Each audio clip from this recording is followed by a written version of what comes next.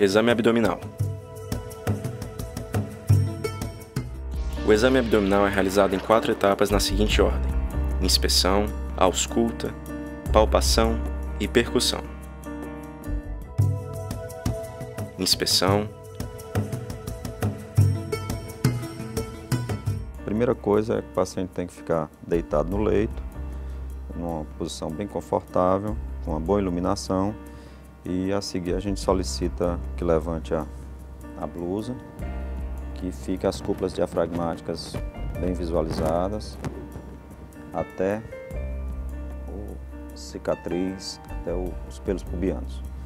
E aí a gente afasta um pouco e faz uma manobra de ficar visualizando, onde a gente vai ver o aspecto do abdômen, a forma, o volume, se tem cicatriz, se tem retrações, os movimentos, se tem algum movimento anômalo, e pulsações, que normalmente você pode perceber pulsações normais, mas aí a pulsação é importante, depois na palpação a gente vê se é normal ou é patológico. Para dividir o abdômen em 4 quadrantes, basta imaginar uma linha vertical e uma transversal que se cruzam em um ângulo de 90 graus na cicatriz umbilical. As regiões delineadas são denominadas quadrante superior direito, quadrante superior esquerdo, quadrante inferior direito e quadrante inferior esquerdo. Para dividir o abdômen em 9 regiões, iremos traçar 2 linhas imaginárias verticais que ligam os pontos médio-claviculares aos pontos médio-inguinais. Em seguida, traçamos algumas linhas imaginárias transversais.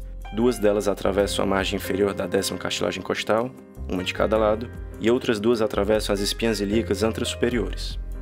As regiões delineadas serão denominadas como hipocôndrio direito, hipocôndrio esquerdo, flanco direito, flanco esquerdo, fossa ilíaca direita, fossa ilíaca esquerda, epigastro, mesogastro e hipogastro. A compreensão dessas divisões é importante para o examinador localizar as projeções dos órgãos abdominais durante o exame. Isso é, evidentemente, fundamental para um bom raciocínio anátomo-fisiopatológico. Ausculta. Terminando a inspeção, procede-se à ausculta do abdômen. Ela deve ser realizada antes das demais etapas, porque a palpação e a percussão podem estimular o peristaltismo, alterando a sensibilidade do exame. Utiliza-se preferencialmente o diafragma do estetoscópio. A pesquisa dos sons deve ser realizada em todos os quadrantes, por pelo menos 1 minuto em cada região.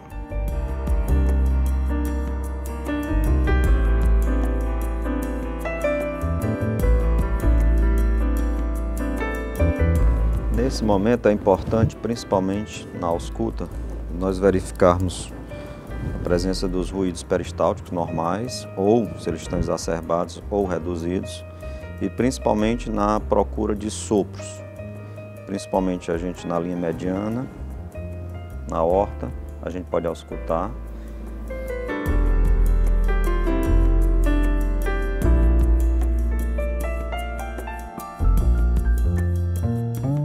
E sopros também da artéria renal, normalmente a gente coloca 2 dedos para fora do umbigo, 2 dedos à esquerda e 2 dedos à direita. A gente pode escutar sopros da artéria renal, que é muito importante, principalmente patologias renais que estão associadas com hipertensão arterial, por exemplo, ou anomalias renais, das artérias renais.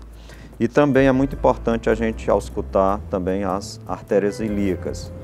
2 dedos abaixo do umbigo, da cicatriz umbilical, 2 dedos para fora, a gente vai pegar a artéria ilíaca direita, mesmo procedimento, 2 dedos para baixo e 2 dedos para fora. A artéria ilíaca esquerda também é muito importante a presença de sopro nessas regiões, principalmente pacientes que têm claudicação intermitente.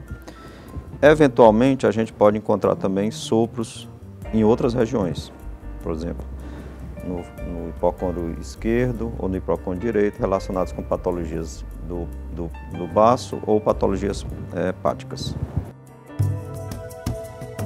Percussão. A principal técnica é a dígito digital, que consiste na utilização de um dedo plexímetro, que normalmente é o dedo indicador ou dedo médio da mão não dominante do examinador. Este dedo deve ser colocado em contato com a parede abdominal, enquanto os demais dedos se mantêm afastados. Com a outra mão, o médico executa um golpe seco sobre o dedo placímetro, de preferência com o dedo indicador ou o médio. Aconselha-se grupos de 2 golpes por vez em cada ponto examinado. A percussão é muito importante e a técnica tem que ser bem revista toda a vida, porque nós vamos fazer a percussão em todos os 4 quadrantes e como a maioria do abdômen tem alças intestinais, nós vamos ter sempre um som timpânico, com exceção do normalmente, com exceção do hipocôndrio direito, onde tem um som maciço. Então nós vamos começar pelo som timpânico.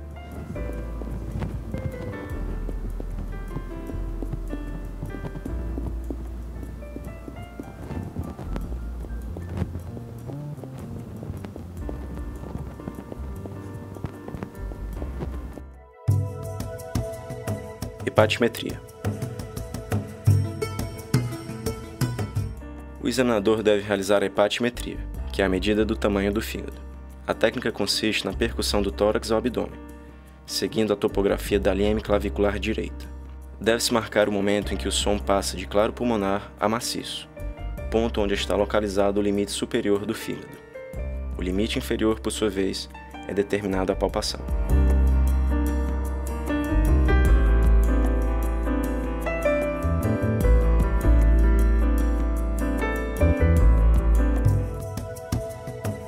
Espaço de Traube. Na percussão, uma área extremamente importante é nós avaliarmos o espaço de Traube, que é uma região que fica entre a 6ª, 7ª, 8ª, 9ª e 10ª costela. É um espaço reservado para o fundo gástrico e, logicamente, como é do fundo gástrico, a gente vai ter um som timpânico.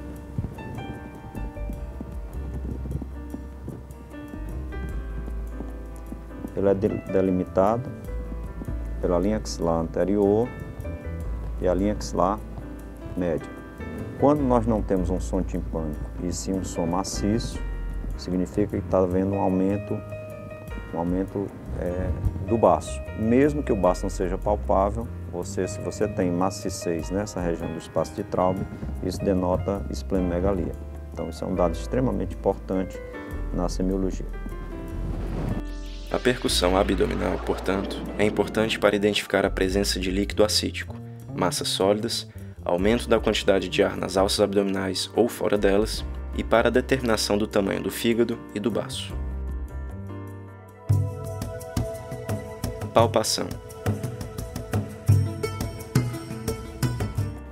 A última etapa, mas não menos importante, é a palpação do abdômen.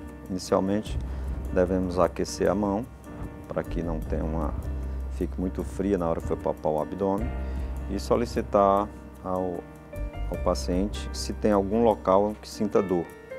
Perguntar sempre se tem algum local que apresenta dor, e a gente começa sempre pelo local em que não dói. A palpação tem por objetivos principais avaliar o estado da parede abdominal, reconhecer as condições anatômicas das vísceras e detectar possíveis anormalidades, além de verificar a sensibilidade do abdômen. A palpação do abdômen é dividida em superficial e profunda. Então nós temos 2 momentos, a palpação superficial, em que ela pode ser feita apenas com uma mão, deslizando, sempre em movimento deslizando, com as polpas distais, que a gente vai fazer a palpação, sempre circular.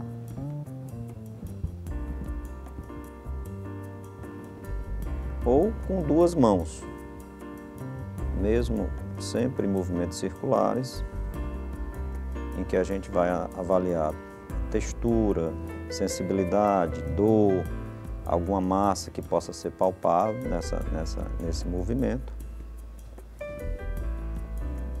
E a seguir a gente vai proceder à palpação profunda. Essa sim seria um pouco mais, você aprofunda mais. É importante a gente entender que existem órgãos que são fixos, regiões em que tem órgãos fixos, como o sigmoide, então é fácil palpar o sigmoide, e o seco também, que é fixo, e normalmente na palpação do seco você pode perceber um sonzinho de um gargarejo.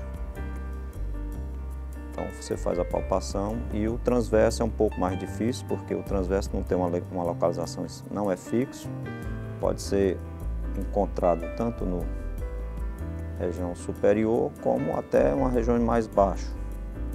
Então você faz a palpação e sempre observando se o paciente esboça algum tipo de dor, alguma sensibilidade. Então essa é a palpação profunda e um espaço especial que você vai também palpar na região umbilical, regiões onde tem um potencial de encontrar hérnia, que são regiões umbilicais, regiões inguinais, íngnuos e escrotais, e na presença de algum achado anormal, você vai ter que caracterizar em relação à forma, tamanho, consistência, se é endurecido, se é elástico, é fibroelástico, qual a região que se encontra. E é muito importante saber se essa normalidade ou esse achado ao exame físico tem relação com os movimentos respiratórios, ou ela está em contato com o diafragma, que seria um caso o fígado, ou próximo ao fígado, em contato com o fígado, que também tem um movimento respiratório. Já as lesões retroperitoneais, elas não guardam essa relação com a movimentação do diafragma. Um passo especial é a manobra de palpação das vísceras sólidas, no caso seria o fígado e o baço. Palpação do fígado. Na palpação do fígado, assim como nós vamos ver na palpação do baço, é muito importante a gente utilizar os movimentos respiratórios. Então, a técnica, existe basicamente várias técnicas de palpação do fígado, nós vamos nos deter a duas técnicas. A técnica de Mathieu, que é uma técnica que a gente chama de mão em garra, você fica paralelo, coloca as mãos paralelas ao abdômen do paciente e você solicita que o paciente faça a inspiração. Por favor, inspire. Você não penetra no abdômen e acompanha o movimento respiratório e aí você fica paradinho e solicita o paciente respirar novamente. E você dá um hiato nesse movimento. Então eu não preciso estar fazendo essas manobras aqui, só repetindo. Inspire, por favor. Solte. Você acompanha e você só vai entrar no abdômen do paciente na expiração. Você fica um pouco lá embaixo. Na próxima inspiração, você dá um pequeno hiato e aí você sobe. Respire. Como é uma manobra que é extremamente importante, eu vou mostrar momentos em que essa manobra não está sendo feita corretamente. Por exemplo, eu penetrar na inspiração. Inspire. Então, o paciente sente dor, que eu estou penetrando no momento em que ele está inspirando. Então, isso é uma manobra errada. A outra forma errônea da gente fazer a palpação é eu entrar normalmente na inspiração, respire fundo, na expiração. Solte, entrei normal, mas aí eu fico aqui com aquele desespero de querer palpar e fazer esses movimentos circulares. Isso não ajuda em coisa nenhuma, é uma manobra errônea. Então essa também não deve ser feita. E uma outra maneira errônea de se fazer, pode respirar fundo. Vou penetrar normalmente, solte. Penetrei, só um minutinho, penetrei na expiração, fiquei normal. Mas olha aqui, agora no próximo movimento eu subo rapidamente, respire. Então subi rapidamente, quer dizer, não fiz a manobra adequada. Essa técnica permite que no próximo movimento da inspiração, se você tiver um fígado aumentado de tamanho, ele vai bater na sua mão. E é importante você caracterizar a borda, a superfície do fígado, a consistência, se tem nódulos ou se não tem nódulos. Ela é paralela, respire fundo. Uso os mesmos movimentos, solte. Só vou entrar na expiração, fico aqui, respire. E no próximo movimento aqui, solte. Eu vou ter a palpação da borda hepática. Respire. Solte. Então entro na expiração, respire. dou um certo hiato no próximo movimento e aí é que eu vou ter a borda hepática batendo sobre os dedos. Palpação da vesícula. Um outro órgão que é importante também na palpação e principalmente quando ele está alterado do ponto de vista ou por um processo inflamatório ou por um processo neoplásico, é a palpação da vesícula. E aí aqui nós vamos ter, na colestite aguda, eu vou ter uma respire fundo. E quando eu tenho a colestite aguda, eu na inspiração profunda, respiro, o paciente tem uma parada brusca por causa da dor e eu posso palpar a vesícula. Então, isso é o sinal de Murphy. Um outro sinal extremamente importante também em relação à vesícula é nos pacientes que têm icterícia obstrutiva, quando tem uma icterícia colestática, que nós palpamos uma vesícula, como se fosse uma pera piriforme, com uma diferença. Ela é indolor, e aí a gente vai palpar, pode ser abaixo do rebordo costal, um pouco mais no hipocôndrio direito, ou às vezes até um pouco no flanco. Respire fundo. E aí, não é o caso, nós estamos fazendo um exame no paciente normal, nós vamos encontrar uma vesícula piriforme, palpável, indolor. Então, isso é o sinal de Courvoisier. Palpação do baço. Essa manobra é utilizada também no baço, para palpar o baço. Depois que eu fiz a percussão no espaço de Traub, eu vou, inspiração profunda, não faço nada, acompanho a expiração e fico aqui. E no próximo movimento é que eu vou sentir quando o baço está aumentado. Pode ainda sensibilizar, colocando a mão aqui, respire, solte, fico a mão paradinha. Na próxima inspiração é que eu vou ter noção de como é que está o baço. O baço é importante para diferenciar de aumento de outras massas, porque eles têm a chanfradura. Então, quando a gente palpa a chanfradura, isso é um sinal de que a gente está diante de um aumento do baço. Manobra de Schuster. Uma manobra semiológica também importante que a gente faz é a manobra de Schuster, para avaliar aumento do baço. Então, a gente procede da seguinte forma: pede ao paciente para ficar em decúbito lateral direito, a perna esquerda e a perna direita fletida, botando essa mão aqui sobre o pescoço. Essa aqui ficou meio pé, tá aqui assim, botando sobre o pescoço. E aí a gente flete bem, assim. E aí você vai, nessa medida aqui, nesse movimento, você vai fazer o mesmo procedimento que você faria anteriormente. Pede o paciente inspirar, inspire fundo, solte. E aí você faz o mesmo movimento que você fez para palpar o fígado e o baço. Respire fundo. Quando você tem um aumento do tamanho do baço, na expiração, você vai, na próxima inspiração, solte.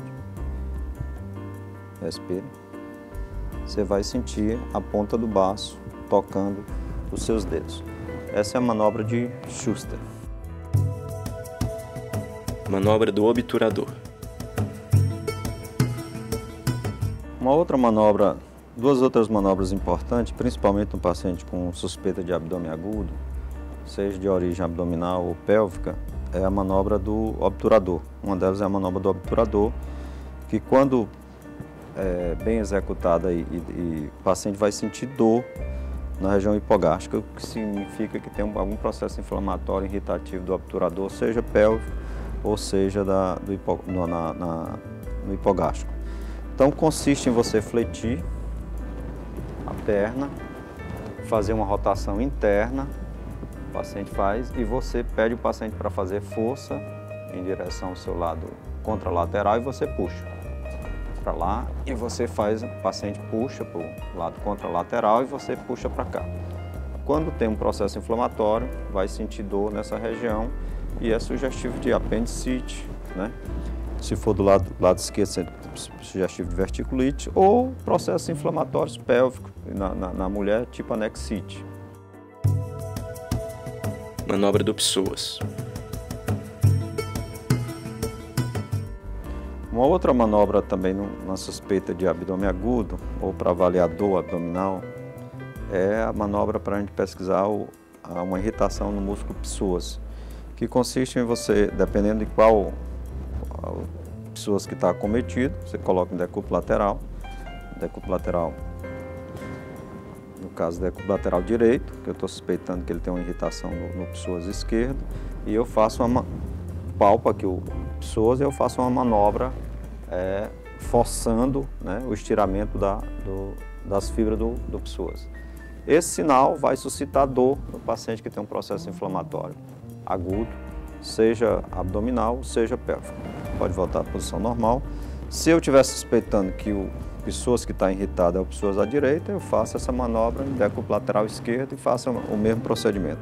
Pode acontecer também em traumas ao nível do psoas ou processos infecciosos também ao nível comprometendo o próprio psoas. Sinal de Torres-Homem. É importante também um outro sinal semiológico extremamente importante, principalmente paciente com febre, com hepatomegalia, com anemia, com dor, é fazer a pesquisa do sinal de Torres-Homem, que é uma punho-percussão, pode ser assim ou pode ser dessa forma, e que você faz pequenos movimentos e o paciente tem um momento em que ele vai sentir mais dor, que corresponde exatamente o local onde tem uma coleção, possivelmente um abscesso. Então é um sinal semiológico importante. Sinal da descompressão brusca. Alguns outros sinais semiológicos, principalmente em paciente com dor abdominal ou com abdômen agudo, a gente também deve pesquisar. Um deles é o sinal da descompressão brusca. Você examina o paciente, olhando para o paciente, você faz movimentos e o paciente solta. Quando solta, o paciente, além dele sentir dor na hora que eu estou palpando, quando eu solto, como existe uma irritação peritoneal, ele também expressa sinal de dor. É claro que a gente não tem que ficar fazendo várias vezes, porque aí você tem que respeitar primeiro o paciente. Você faz uma vez, mostrou bem típico, você não precisa estar fazendo novamente. Ponto de McBurney. Um outro ponto também que é importante na suspeita de apendicite aguda, é o ponto de McBurney, que é, traçando uma linha imaginária, no terço distal você tem um ponto um pouco mais doloroso também, que você pode suscitar também essa mesma coisa. Na suspeita de apendicite grave, o médico pode fazer a pesquisa do sinal de Blumberg, que consiste em comprimir o ponto de McBurney e soltá-lo rapidamente. Se a dor aumentar a descompressão brusca, o sinal é considerado positivo. Sinal de Gerson. Um outro sinal semiológico nos pacientes que têm suspeita de fecaloma é o sinal de Jasoni, em que você vai fazer a palpação do sigmoide, do colo esquerdo, e você vê como se fosse uma região que seus dedos, praticamente como se seus dedos entrassem numa massinha de criança. Fica a presença das polpas digitais numa área relativamente amolecida. Então isso fala a favor de fecaloma. Sinal de Giordano. Um outro sinal semiológico extremamente importante também que a gente vai ver, um paciente que está com a suspeita de uma infecção no trato urinário, é o sinal de Giordano, que consiste em você fazer pequenas manobras no flanco direito, se for o caso na dor no flanco direito, e no flanco esquerdo também, dependendo de onde é que o paciente refere a dor. E o paciente tem uma dor, refere dor importante. Normalmente com esse movimento, as pequenas batidas, o paciente não sente dor, mas na hora que ele está com infecção urinária, uma pielonefrite, ele pode sentir também dor com esse tipo de manobra, a depender se é do lado direito ou do lado esquerdo. É claro, se for uma cistite aguda, sem muita manifestação, que pega o rim ou o ureter, esse exame pode ser normal. Sinal ou síndrome de Joubert. Um outro sinal semiológico também extremamente importante é a perda da maciçez hepática. Nós vimos que o fígado, o hipocôndrio direito, nós temos a maciçez hepática e eu faço uma percussão, não é o caso, esse é um exame ilustrativo, há uma perda da maciçez hepática. Isso ocorre basicamente em pneumo peritônio, se o paciente tem uma dor abdominal muito importante, ou pode ocorrer também numa situação sem ser um abdômen agudo, que é uma interposição de uma alça intestinal. Achados patológicos do exame abdominal. Então, dando sequência à semiologia do abdômen, nós vamos mostrar hoje como é que é feito a avaliação de um paciente com ascite e aumento de volume abdominal. E nós vamos contar com a colaboração da paciente que é acompanhada aqui no nosso ambulatório da Universidade Federal do Ceará. É uma paciente que é portadora de uma hepatopatia crônica por esteatohepatite não alcoólica. E a primeira coisa que a gente faz é a inspeção, né? Então, na inspeção a gente pode observar um abdômen bastante volumoso, inclusive com protusão da cicatriz umbilical, que isso é um apanágio de aumento de volume. E o aumento de volume abdominal, claro que além de ascite, pode ter outros fatores, né? Especificamente no caso, é um paciente que tem uma doença hepática crônica e é devido a ascite. Mas além de ascite, pode ser um aumento de volume abdominal, pode estar relacionado com excesso de gases, com excesso de gordura, com gravidez, que não é o caso especificamente, e com a presença de massas, além de fecaloma também. Fecalomas, às vezes, de grande monta, pode ter aumento de volume abdominal. Então, o que é que nós observamos na semiologia? Primeiro, uma inspeção, um abdômen bastante volumoso. Outras vezes, quando não tem uma quantidade tão grande de líquido, você pode encontrar aquele abdômen batráqueo, que é um abdômen que fica mais caído para os flancos. E observar, ver se tem, além no umbigo, outros locais que a gente tem que pesquisar hérnia são a região inguinal, presença ou não de hérnia, que especificamente não tem, mas no homem tem que pesquisar também, e presença ou não de cicatriz. E um outro ponto que é fundamental é a gente ver como é que a paciente se encontra do ponto de vista respiratório. Porque dentre as causas de aumento de volume abdominal por ascite, uma das causas é doença cardíaca, né? Insuficiência cardíaca, pericardite constritiva. E claro que eu teria uma turgência jugular na inspeção e a paciente não toleraria tão facilmente esse decor. É importante a gente ver os membros inferiores, tanto para ver se tem algum quadro de infecção, para ver os pulsos periféricos, tibial posterior, pé de osso, se tem cacifo, e avaliar o grau de edema também. Todo paciente com ascite, que especificamente como a nossa paciente já está em tratamento, ela não tem edema de membro inferior, porque primeiro a ser mobilizado é o líquido que fica nos membros inferiores. Mas as ascites decorrentes de hepatopatia e insuficiência cardíaca, geralmente você tem aumento de volume abdominal, ascite e edema de membros inferiores. Um dado semiológico importante na avaliação de pacientes com ascite é quando você não está em tratamento, o paciente tem ascite sem edema de membros inferiores. Nesse caso, eu tenho que pensar em patologias que comprometem primariamente o peritônio.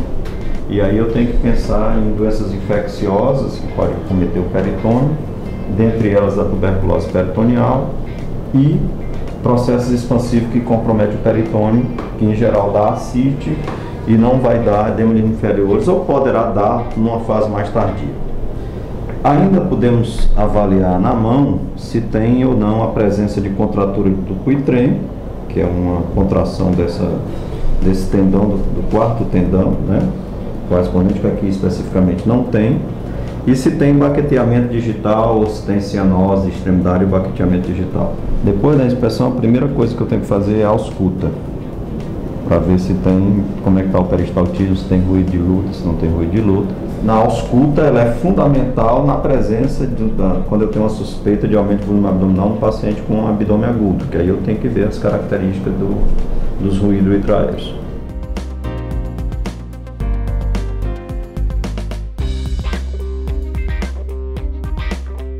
Mas é de 1 a 3 minutos em cada quadrante para você afastar, para dizer que não tem ruído intra-aéreos presente. Porque senão você pode dizer que não tem, na verdade tem, né? Então eu faço essa ausculta, onde eu vou ver o número a característica do ruído intra-aéreo, se está presente, se não está presente, se está exacerbado, se não está exacerbado, se tem peristaltismo de luta, se não tem. Dando sequência à palpação, a gente faz palpação superficial em todo o abdômen. E aqui é importante sempre fazer a palpação observando a face do paciente para ver se esboça dor. É claro que no paciente que tem ascite, uma das complicações pode acontecer a peritonite bacteriana espontânea e você pode flagrar dor na palpação do superficial.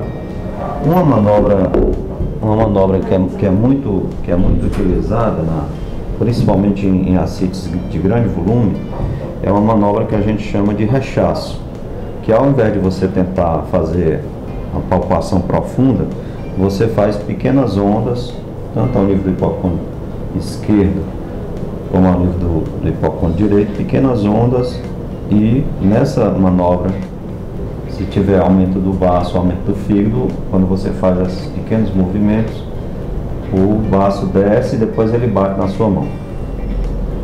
Então essa é uma manobra que a gente usa frequentemente em ascites volumosos. E na presença de hérnia, a gente tem que ver se tem essa hérnia, se ela está, como é que ela está, se ela consegue voltar para dentro da cavidade abdominal, ou se é uma hérnia que está encarcerada, se tem dor, se tem sofrimento, né? Se tem calor, se tem rubor. E logicamente que essa hérnia também ela aumenta mais na posição quando está em pé. Essa é uma hérnia redutível, né? Mas na hora que você solta ela volta novamente. Manobras para detecção de ascite. Piparote. Semicírculos de escuda. Maciçez móvel. Pode ser a ajuda de um acompanhante, ou da própria paciente, ou de um aluno, um residente. Coloca a mão no meio e com a mão espalmada no outro flanco, e eu vou fazendo manobras que a gente faz pequenas percussões e cria uma onda, que essa onda vai ser transmitida até a gente sentir, perceber essa onda na palma da mão. Então essa é uma manobra que faz parte da semiologia de ascites de grande volume. À medida que eu tenho um aumento do volume abdominal por líquido, o que é que vai acontecer? No decúbito dorsal, as alças, como estão cheias de gás, elas ficam flutuando. Então elas ficam mais periumbilicais. Enquanto que o líquido ele fica mais na região mais embaixo. Então é como se eu estivesse fazendo pequenos círculos redondos. Esses círculos à medida que eu vou me aproximando da região hipogástrica, eles vão ficando mais maciços, enquanto que o centro é mais timpânico. Essa manobra é uma manobra importante porque ela vai diferenciar, por exemplo, de um útero gravídico. Um útero gravídico eu vou ter o quê? Eu vou ter uma percussão ao contrário, eu vou ter um útero que vai aumentando de tamanho, então ele vai ocupando o centro. E aí eu vou ter maciçez no centro e nos flancos eu vou ter timpanismo. Então essa é uma manobra importante nessa diferenciação. Então só vamos ver. Como é que a gente faz? Tem duas maneiras da gente fazer essa manobra. Uma fazendo, eu vou fazer pequeno círculo, vocês vão ouvir o timpanismo. Timpânico. Timpânico. Timpânico.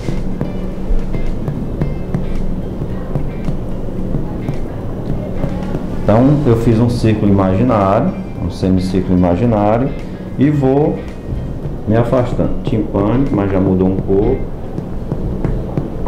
Timpânico. Aqui já vai estar submaciço. Submaciço. Submaciço. Submaciço. E o terceiro ou quarto semicírculo, você pode fazer vários, vocês vão ver que vai ficar bem mais maciço em toda, porque eu vou pegar bem nos flancos já.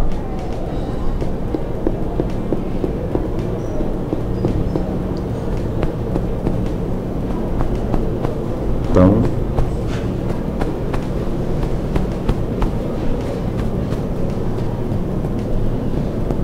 eu vou demonstrando o que? Que eu tenho o centro, que as alças estão boiando aqui no centro, e logicamente toda essa região aqui do centro eu vou ter timpanismo. À medida que eu vou me aproximando dos flancos, eu vou tendo níveis do líquido, né, do líquido acídico, e eu vou ter maciçez. O princípio da maciçez móvel o que é? É o movimento das alças e do líquido à medida que eu mudo o decúbito. Nós estamos em decúbito dorsal, eu faço uma mudança, peço para o paciente virar para cá, decúbito lateral direito, e aí eu faço a percussão. O líquido que estava acumulado aqui no flanco, à medida que eu faço mudança de decúbito, o líquido desce e vai ocupar esse espaço. Então, vamos lá.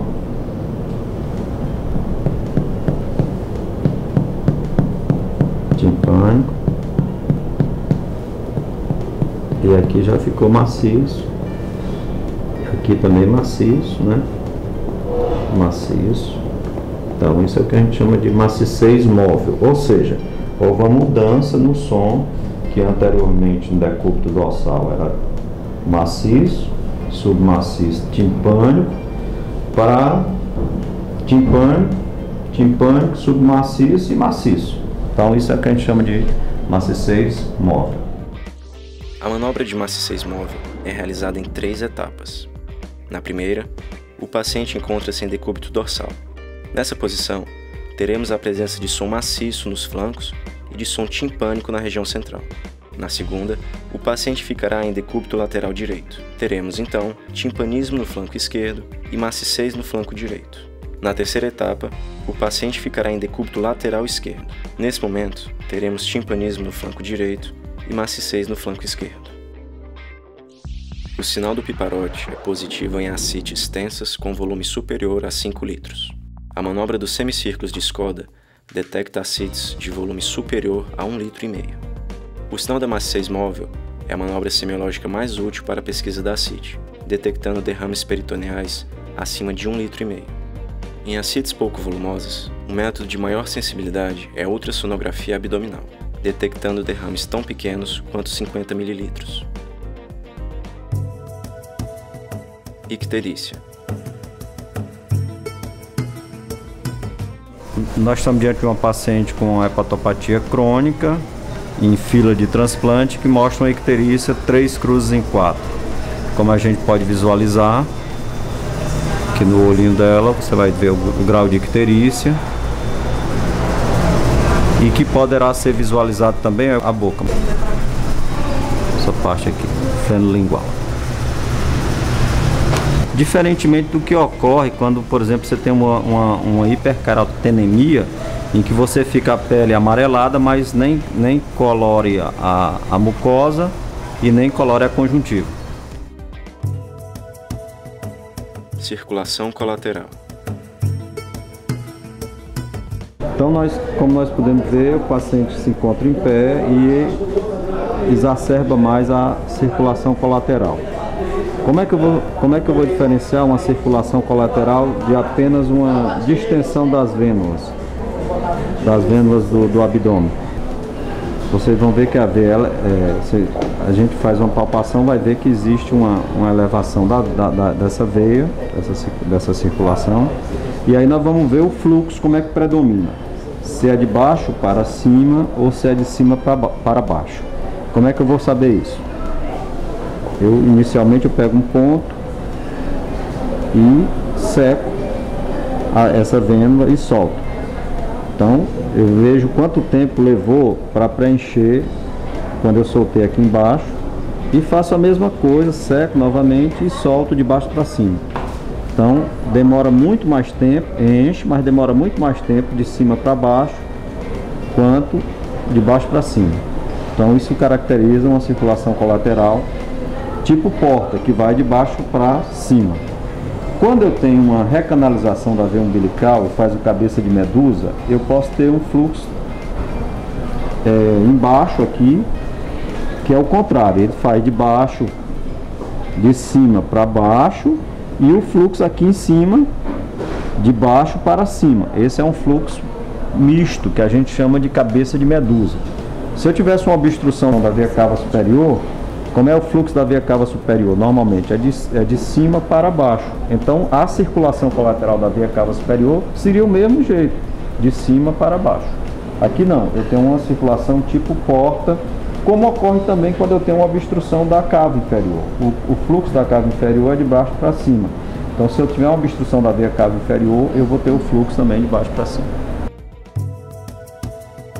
Aranha vascular.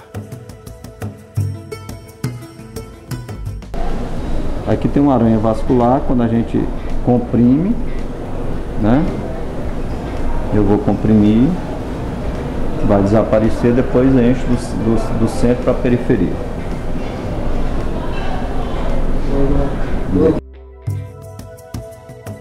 Eritema palmar.